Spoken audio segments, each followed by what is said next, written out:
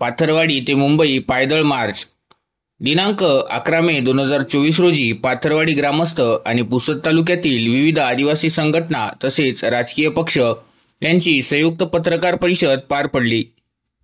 दिनांक 10 मे 2024 रोजी गटविकास अधिकारी साहेबांनी एक पत्र दिले। त्या पत्रात त्यांनी 17 मेच्या सुनावणीत निर्णय होईल तोपर्यंत तुमचे हे आमरण उपोषण स्थगित करावे या लेखी आश्वासनानंतर उपोषण मागे घेण्यात आले आणि पत्रकार परिषदेच्या माध्यमातून गावकऱ्यांनी शासनाला प्रखर इशारा दिला की 17 मेच्या सुनावणीमध्ये जर मुख्याधिकारी साहेबांकडून पाथरवाडी ग्रामवासियांच्या विरोधात निर्णय गेला तर पाथरवाडीमधील सर्व ग्रामस्थ 18 मे 2024 ला संपूर्ण गाव खाली करून मुंबईकडे मुख्यमंत्र्यांना भेटण्यासाठी पायदळ रवाना होणार आहे असा निर्धार करण्यात आला। तसेच पत्रकार परिषदेला उपस्थित विविध सामाजिक संघटनांनी स्पष्ट केले की जर आदिवासी समाजावर अन्याय करणारा निर्णय प्रशासनाकडून घेण्यात आला तर प्रशासनाच्या विरोधात ठिकठिकाणी चक्काजाम आंदोलन करण्यात येईल असा गंभीर इशारा सुद्धा यावेळी देण्यात आला।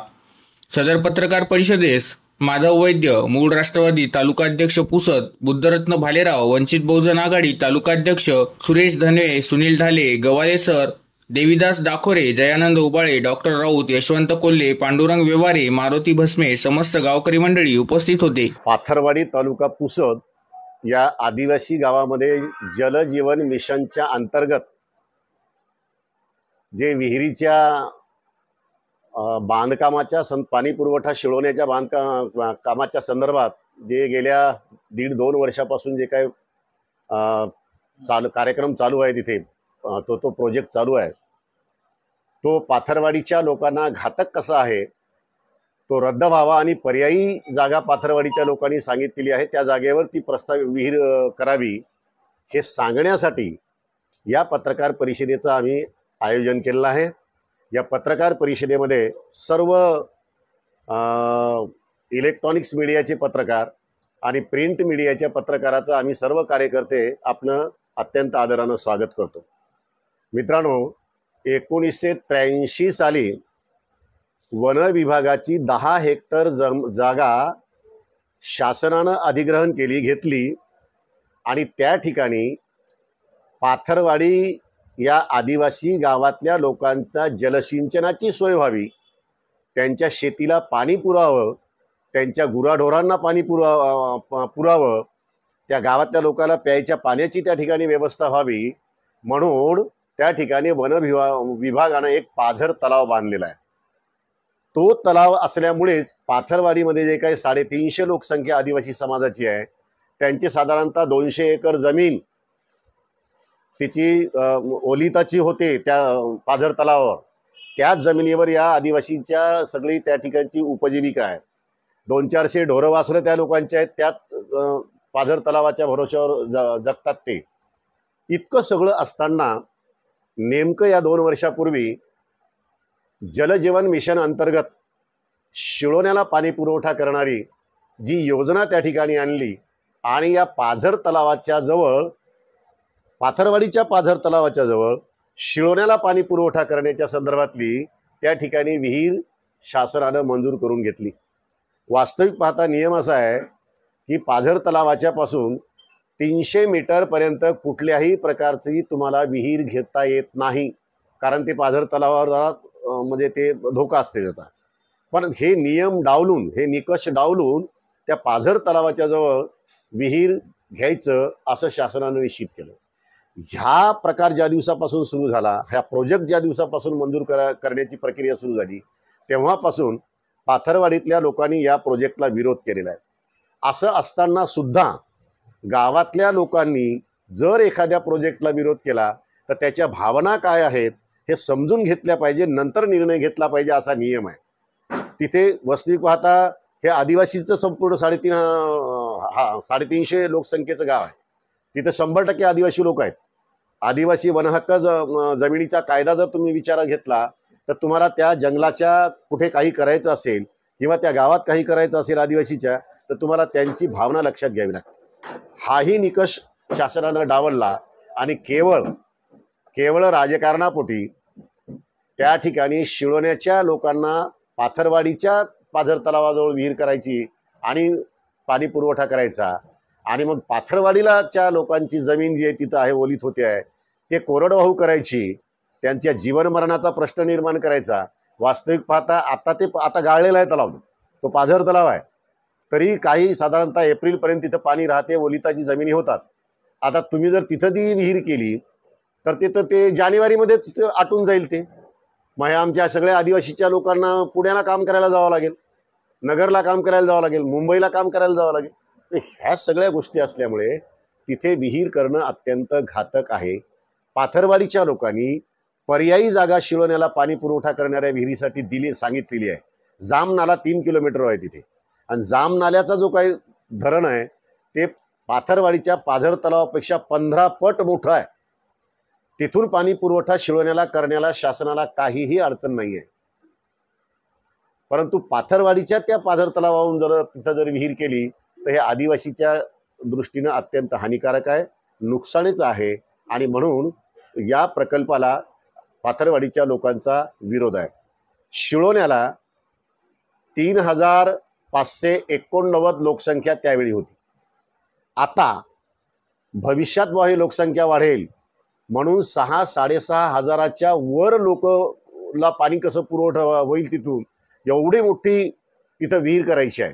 म्हणजे अख्खा तो पाझर तलावच त्या विहिरीमध्ये येईल.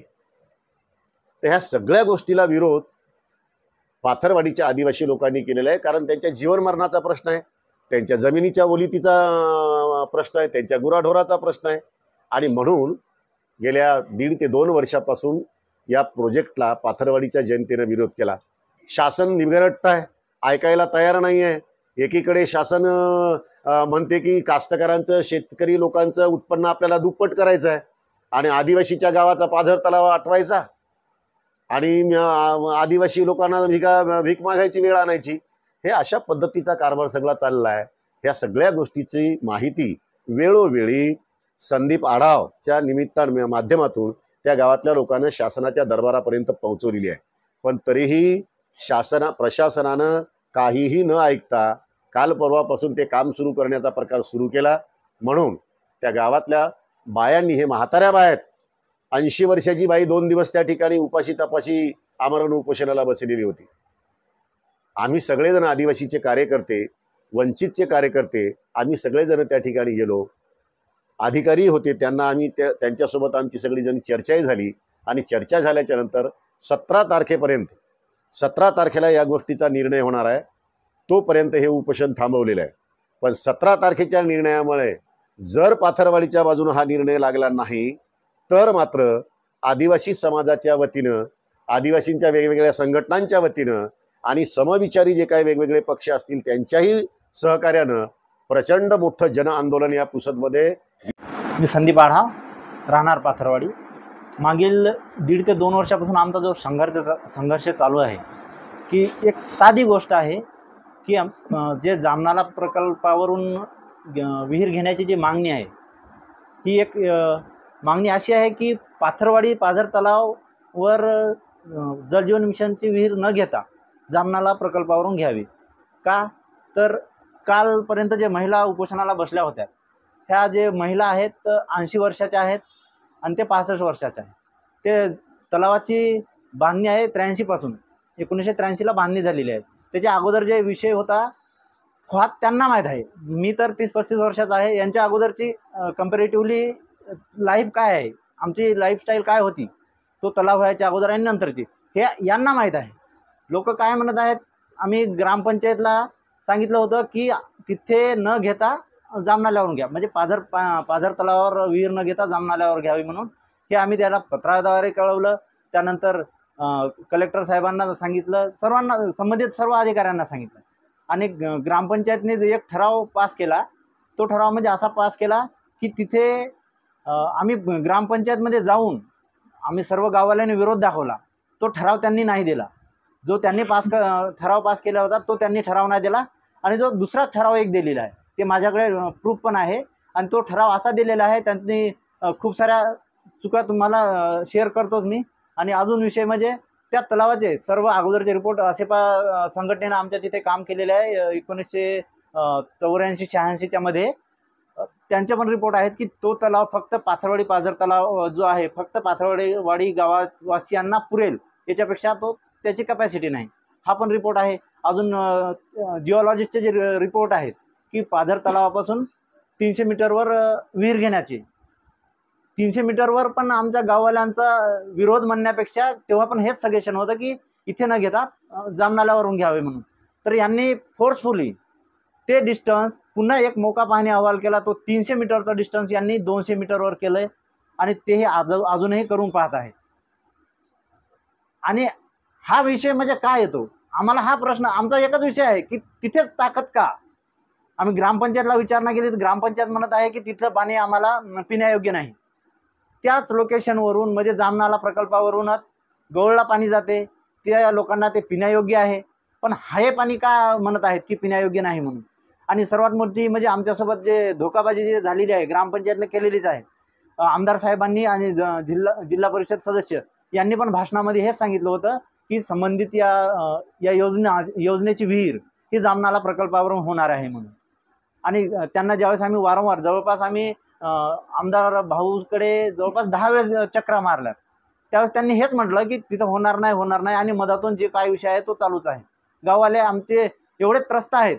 आता 17 तारखेला त्यांनी सुनावणी सांगितली, या विषयाला धरून 17 तारखेला सुनावणी सांगितली. आणि जर 17 तारखेला आमच्या फेवरनं जर सुनावणी नाही झाली तर आम्ही इथून सर्व संघटनेना एक सांगत आहोत आणि मीडियांना पण सांगत आहोत की आम्ही 17 तारखेला आमच्या विरोधात सुनावणी जर झाली तर आम्ही 18 तारखेला गाव सोडून सरळ आम्ही मुख्यमंत्र्याकडे वाटचाल धरेल. कारण की आम्हाला माहीत आहे की आमच्या विरोधातच निर्णय लागणार म्हणून. कारण की कोणतरी त्यांच्यावर आहे, कोणाचं तरी प्रेशराईज आहे.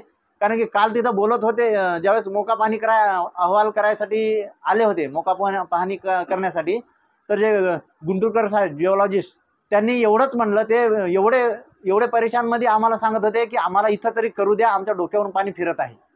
कोण आहे यांच्या डोक्यावरून पाणी फिरणार?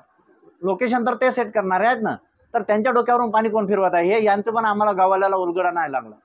आणि अजून आता तिथं फोर्सफुली आमच्या विरोधातनी पोलीस प्रोटेक्शन घेऊन आम्ही जंगल आमचं रात्री आम्ही 12-1 वाजता जंगल पेटलं तर आम्ही तिथे जाऊन विजवतो.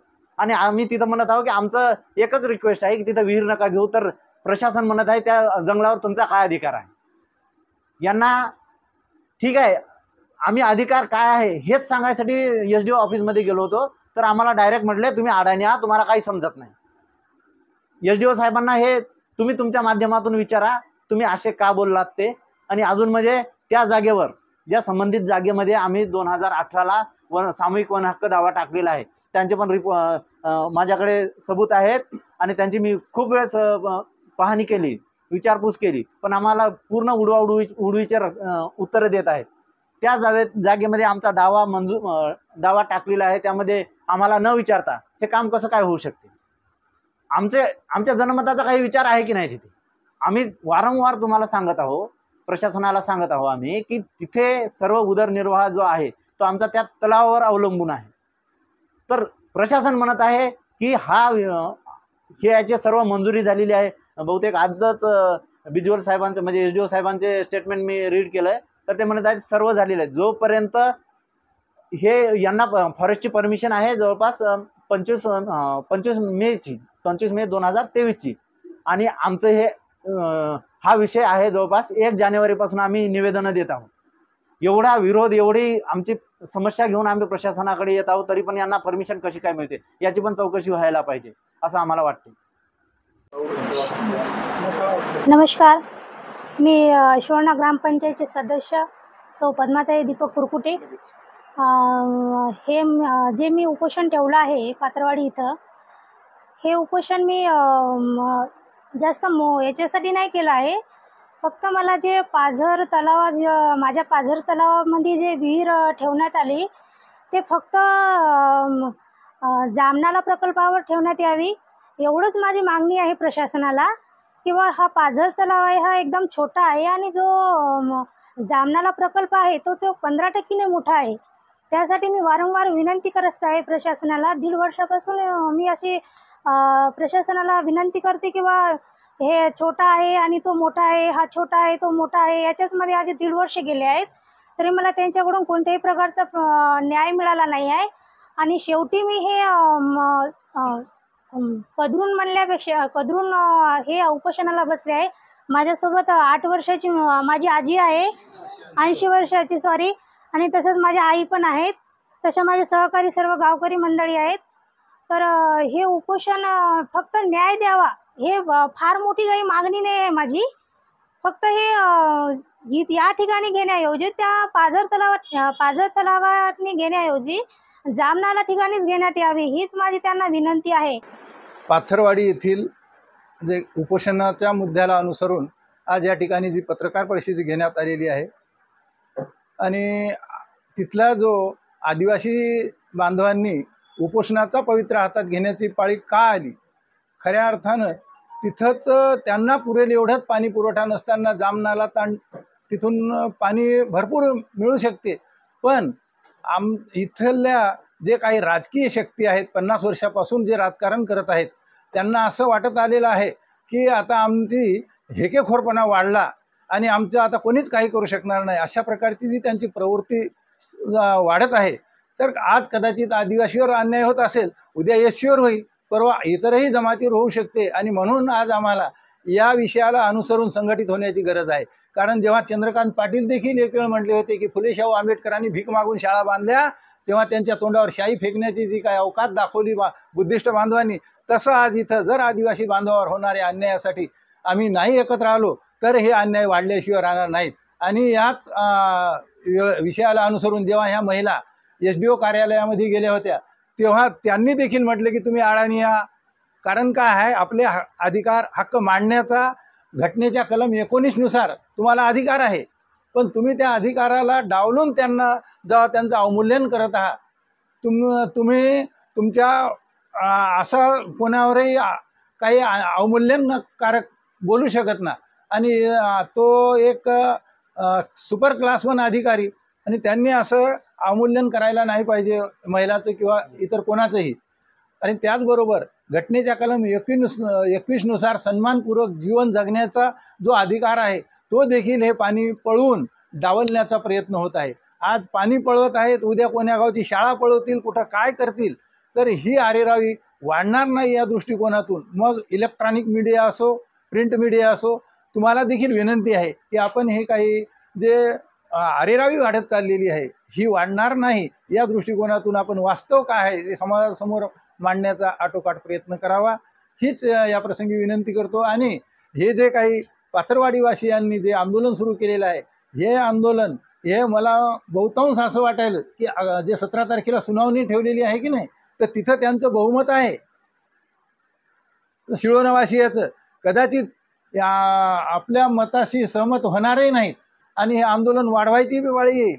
तरी देखील आपण मग हे सर्व आदिवासी संघटना, त्यामध्ये राष्ट्रीय आदिवासी एकता परिषद देखील सोबत राहील आणि हे आंदोलन जास्तीत जास्त जर त्यांनी ताणवलं तर उग्र करण्याच्या दृष्टीनं आम्ही तुमच्या सोबत आहोत.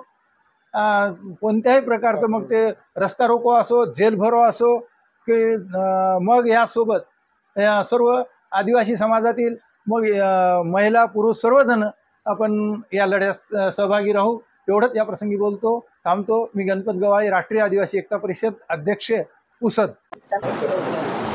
जय भीम, जय बिरसा. मी सौ शीतल राजेश ढगे, आदिवासी महिला विचार मंच महाराष्ट्र राज्य याची संस्थापक अध्यक्ष. या नात्याने पाथरवाडीचा जो विषय आहे की त्यांच्यावर अन्याय होत आहे, आणि हा अन्याय आज आपण पाहतो की आदिवासीच्या प्रत्येक खेडोपाडी आपल्याला दिसून येतो. सर्वात महिलांची गळचेपी या प्रकरणातून होते, कारण की त्यांना पाण्याची समस्या फार मोठा बिकट प्रश्न आहे. आणि कोणत्याही तुम्ही आदिवासी पाड्यावर जा, खेड्यावर जा, तर महिलांचा सर्वात गंभीर हा प्रश्न आहे की पाण्याचा समस्या आहे. कारण त्याच्यावरच गुरंढोरं, शेती आणि घरकाम हे सर्व अवलंबून पाण्याच्या भरोशावर आहे. आणि जर तिथल्या स्त्रियांची अशा प्रकारे प्रत्येक वेळेस त्यांनी निवेदन सुद्धा दिले, त्यांच्याशी काही चर्चा झाल्या माझ्या, तर त्यांनी 1.5-2 वर्षापासूनच सतत त्यांनी मागणी असताना प्रशासन डोळेझाकपणा करतं. अक्षरशः त्यांचे खिल्ली उडवल्या जाते. आदिवासी महिलांना म्हणजे एक प्रकारे त्यांना डॉमिनेट केला जाते, त्यांचा अपमान केला जातो आणि प्रशासन अशा प्रकारे कसं काय आंधळ बहिर बनण्याचं सोंग करते. आणि अशामुळे काय होत आहे की आदिवासी महिलांवर म्हणजे त्या प्रचंड तणावातून चालल्या आहेत आणि त्या महिलाच नाही तर त्याचबरोबर अनेक आजूबाजूचे गाव खेड्यावर सुद्धा हा अन्याय होत आहे. आणि अशा प्रकारे जसं विहिरीची समस्या त्यांनी सांगितलेलं आहे, वारंवार त्यांनी उदाहरण देऊन सांगत आहेत, आमच्या महिला फार चांगल्या पद्धतीने समजून सांगत आहेत की हा कशा प्रकारचा अन्याय आहे, तरी सुद्धा त्यांच्याकडे शासन लक्ष देत नाही, आमदार खासदार लक्ष देत नाही. अशा प्रकारे ते मुक आंधळ बहिर कसं बनून बसतो. आणि प्रत्येक वेळेस शासनाला माझी विनंती आहे की आमच्या आदिवासी खेड्यापाड्याकडे लक्ष द्या. तिथे रस्ते नाही, लाईन नाही आहे आणि अशा प्रकारचा अन्याय होतो. प्रत्येक वेळेस समजावून सांगत असताना सुद्धा, महिला चांगल्या प्रकारे समजून सांगत असताना सुद्धा त्यांची विनंती लक्ष देत नाही. त्यामुळे आपल्या माध्यमातून, मीडिया प्रिंटच्या माध्यमातून मी आदिवासी महिला विचार मंचच्या म्हणजे अध्यक्ष या नात्याने सर्वांना विनंती करते की या मुद्द्याकडे लक्ष द्यावे. आणि आज आपण बघतोय की पाथरवाडीच्या महिला आमरण उपोषण करत आहेत. त्यांची अक्षरशः हालाकीची परिस्थिती झाली होती, त्यांना दवाखान्यात नेण्यात आलं होतं. तर अशा प्रकारचं त्यांच्या म्हणजे ते अनेक प्रकारे आंदोलन करून त्यांच्याकडे दुर्लक्ष होत आहे. तर मग या अशा प्रकारचं आंदोलन मग आम्ही करत आहोत आणि याच्यापेक्षाही भयानक स्थितीत जर आम्हाला याच्या पुढेही लढा द्यायचं काम पडलं तर आदिवासी महिला विचार मंचचे अध्यक्ष या नात्याने मी आश्वासन देते की आम्ही महिला यांच्या नेहमीच बाजूने राहणार आणि याच्या पुढेही लढा देणार. धन्यवाद.